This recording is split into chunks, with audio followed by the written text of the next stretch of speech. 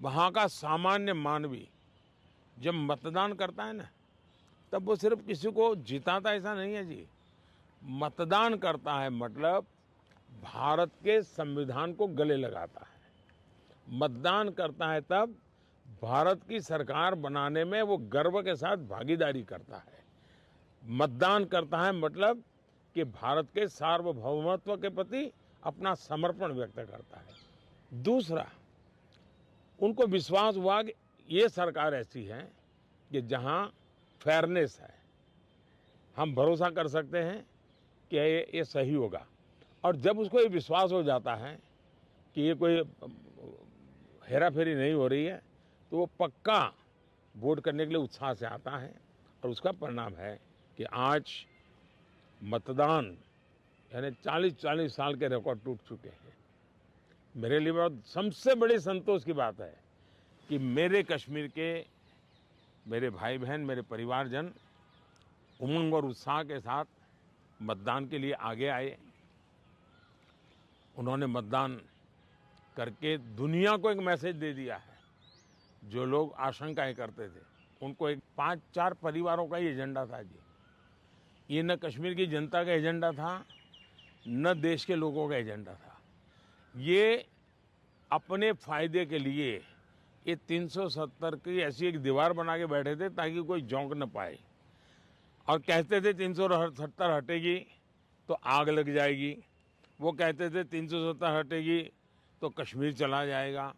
आज ये सत्य हो गया कि 370 हटने के बाद ज़्यादा एकता की अनुभूति हो रही है।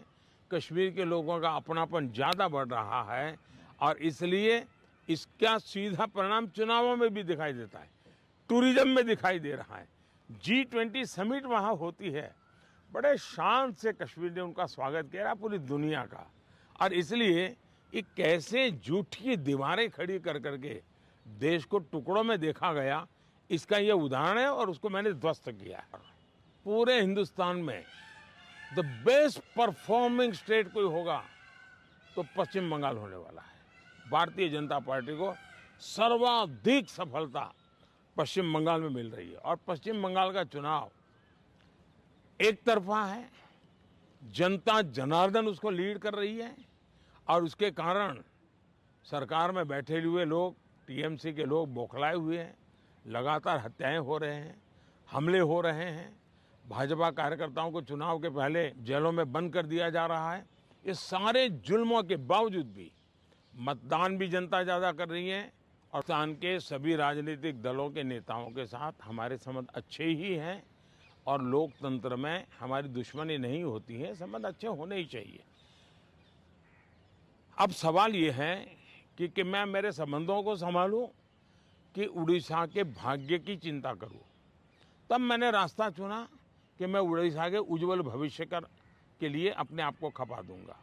उसके लिए मेरे संबंधों को मुझे अगर बलि चढ़ाना पड़ेगा तो मैं उड़ीसा की भलाई के लिए बलि चढ़ाऊंगा और चुनाव के बाद मैं कन्विंस करूंगा हर एक को कि भाई मुझे किसी की दुश्मनी नहीं है।